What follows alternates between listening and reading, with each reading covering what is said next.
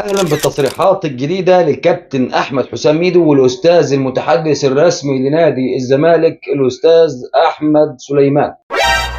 انا جيت.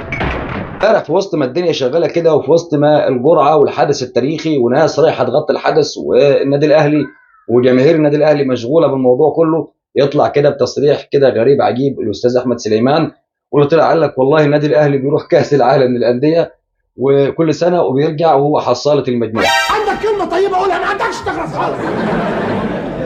جاتك البلا في شكلك.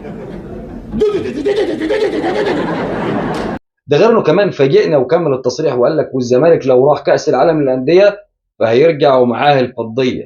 ايوه الفضيه. هو انت قلت ايه انت ولا عملت ايه انت ولا انت قلت ايه ولا عملوا لك ايه انت؟ قاعد يقول الكلام اللي احنا مش عارفين نقوله كده ولا حاجه يا جدع.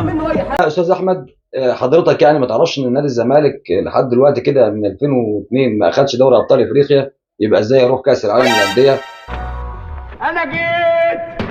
عمره كان وصيف غير في 2020، يعني 2020 امام النادي الاهلي بالقضيه ممكن. طيب كاس العالم للانديه ده بياخدوه بالنيابه عن ايه يعني؟ مش لازم يكون لاعب في دوري ابطال افريقيا؟ لما حضرتك تلعب في دوري ابطال افريقيا وقتها بروح وورينا هتجيب الفضيه ولا يمكن تجيب الكاس ولا حاجه، ووقتها ترجع نديك تعظيم سلام. انا من واحد اديك تعظيم سلام ساعتها لما تاخد لما تاخد الفضيه في كاس العالم للانديه. لكن لحد دلوقتي كده انت بتقول حصال على النادي الاهلي. طب النادي الاهلي واخد مركز ثالث واخد مركز رابع، يا ترى حضرتك وفريقك في المركز الكام؟ مش في كاس العالم، لا ده في الكونفدراليه اللي بيلعب فيها ابو سليم والبط الكيني.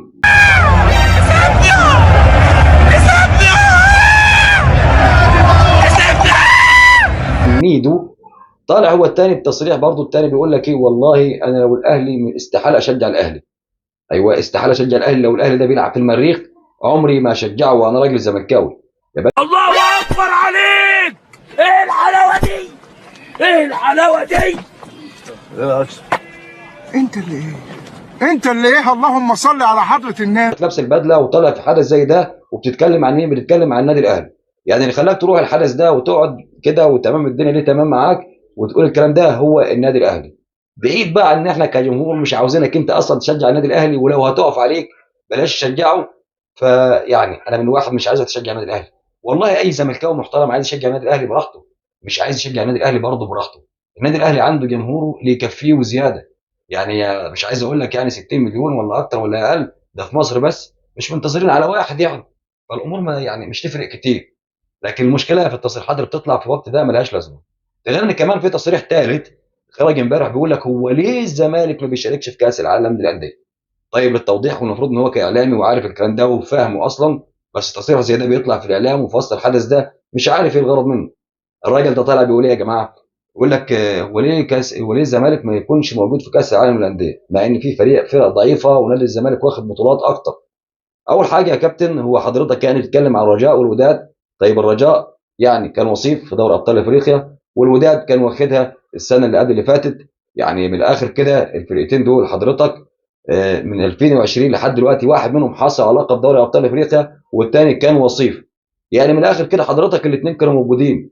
ده غير طبعا تقصد صن داونز واخد بطوله اللي اتعملت سنه واحده واتلغت، فلازم طبعا يكون موجود في الالقاب دي، لان زي ما فهمت لك وقلت لك الكاس العالم للانديه بياخدوهم من دوري ابطال افريقيا، من الالقاب اللي واخدها او الوصيف من دوري ابطال افريقيا اللي حضرتك ما بتشاركش فيها اصلا.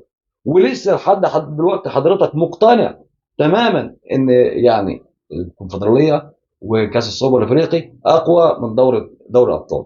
بصراحه غلبنا معاكم حرفيا.